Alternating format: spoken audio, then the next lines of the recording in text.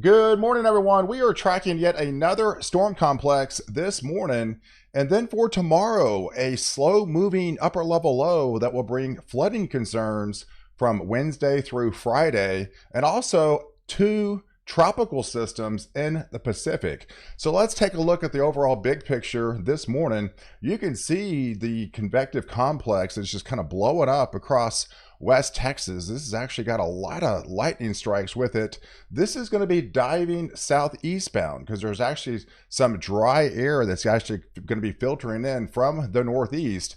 So if you likely live south of I-20, you're going to be feeling this storm complex later this morning into the afternoon, all the way down into the hill country.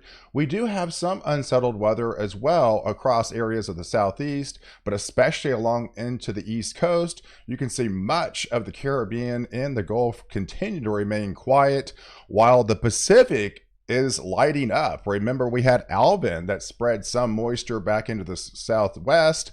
And then now we have yet two more named storms and even another one that's likely trying to develop as well. So if we take a look at the overall big picture on the 500 height anomalies, you can actually see where the ridge of high pressure is built over much of the west that continue to remain high and dry as well as warm across the Pacific Northwest, as in the west coast, and for those areas across Montana back into Wyoming. Where you see the white, that is the more unsettled light conditions, and we've got that stormy type pattern that the storm complex is coming across this morning. And then we have another one that's going to be building into tomorrow. And then of course we've got the trough continuing to dive across the Ohio Valley, keeping those areas unsettled, especially along there into the east coast. But if we turn our attention to the Pacific, there it is. You got the B name storm and the C name storm, and you also have the D name storm waiting in its wings. So these will not really impact land, but we'll just be seeing a conveyor belt of storms just really coming off, and then, getting named, not really having too many impacts, but continue to remain very volatile out there into the Pacific. So if we take a look at the big picture this morning, we've got the storm complex. It's out in West Texas. That is going to be more or less diving southeast, complements of that dry air that's filtering in from the northeast, bringing much needed rain. These areas are desperate drought actually into the hill country, as well as across into Del Rio, those areas into the Big Bend. You're going to see some beneficial rains this afternoon, complements of that storm complex that will be diving southeast. We also have a boundary that's set across the deep south along the I-20, I-30 corridor. That will also keep that area across into the more unsettled light conditions, and then swinging up across Georgia, back into the Carolinas, getting into Virginia. And we have some unsettled weather across areas of New England, but especially there along the coastal regions into Massachusetts and Connecticut. So for tomorrow, we're going to be looking at yet another little upper level low that's going to be coming out of the Four Corners region. That's going to tap into some south moisture, and it's a slow mover. So this time of year, when you got a slow moving storm, it's going to bring some of that tropical moisture from the south and elevate that water content. I mean, these water contents are going to be anywhere from 1 to possibly up to 2 inches per hour at times. That could lead to some flooding concerns, especially with the slow moving system and low steering currents in the upper levels of the atmosphere. That will just kind of drift over the same areas and just spin and spin and spin and keep getting spokes of energy highlighted across areas of Oklahoma yet again, and actually much of Texas. North and central Texas will be inundated with likely some heavy rain beginning on Wednesday, especially into Wednesday night.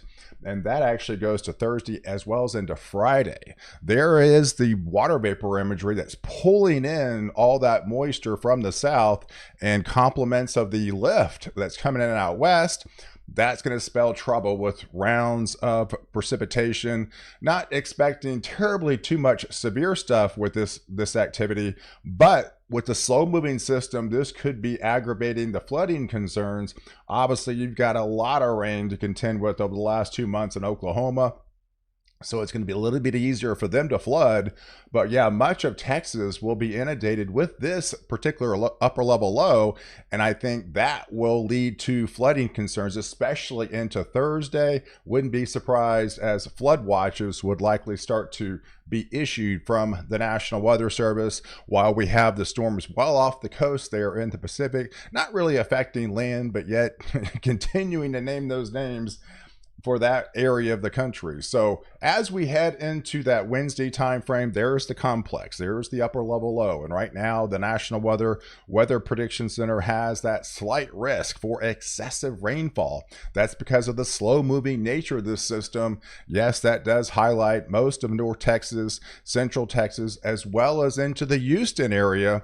There's the boundary that will be draped across the deep south and into Florida. And you can see by the temperature front, we got the warmer anomalies where the ridge is in place across much of the west. And of course, where the low pressure is, that's going to keep the clouds and the rain around, but it'll also keep the cooler conditions around. Some areas may not even get out of the 70s for high temperatures. That's actually rare to find in Oklahoma and Texas this time of year.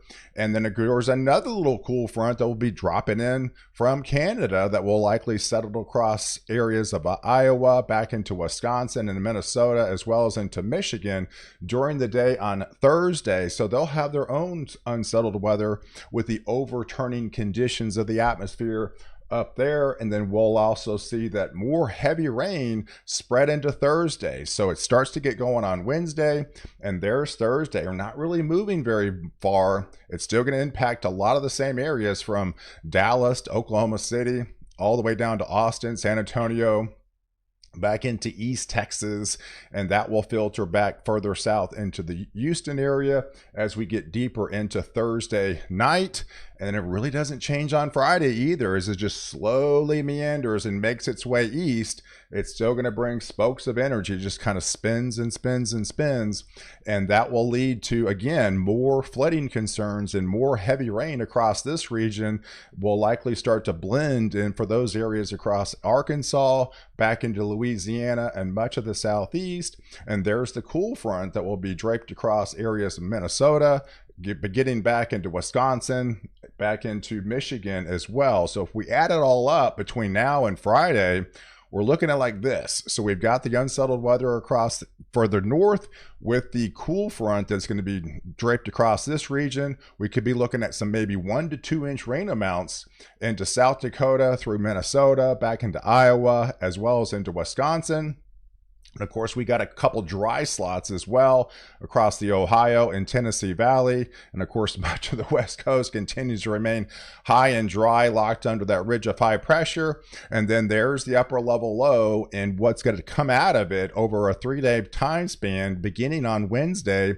Yes, we'll have the storm complex dive southeast today, and then we'll have a new complex that will be draped across areas further north. And then the slow moving system will leave multi-inch rains.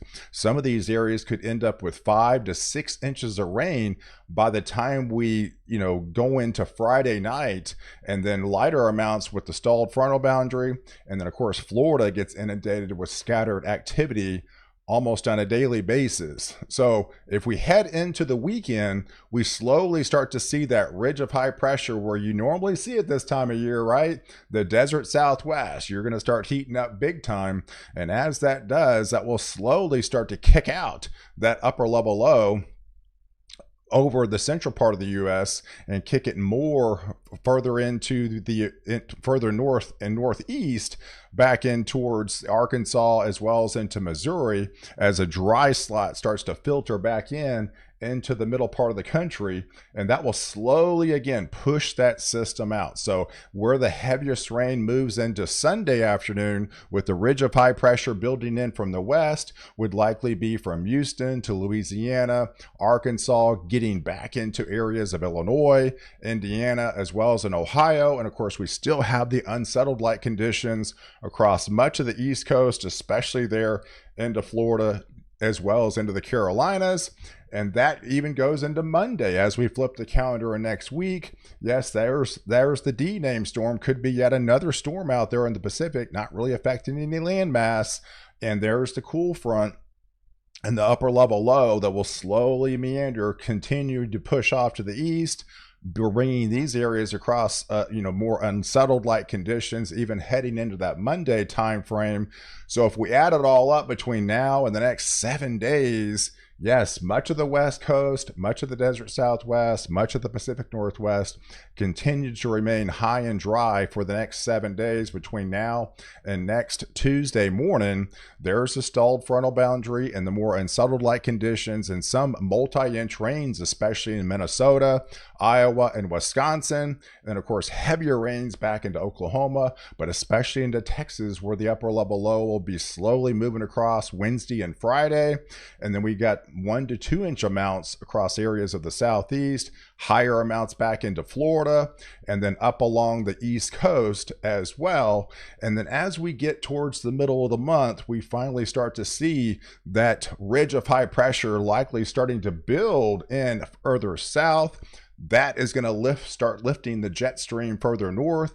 This is typical this time of year, as most of the storm season, especially for the deep south, typically ends around the middle of June, and that jet stream gets lifted further north. And that's exactly what we see as we make that transition into that third week of June here, as we see much of the unsettled and the more severe light conditions start to trend further north back into Nebraska, Iowa, as well as into the Dakotas. So these are the more favored areas getting into that second half of the month of June. So guys, I appreciate you guys watching. Do like this video, definitely hit the subscribe button, and catch the next update. Wire protect you before and after the storm.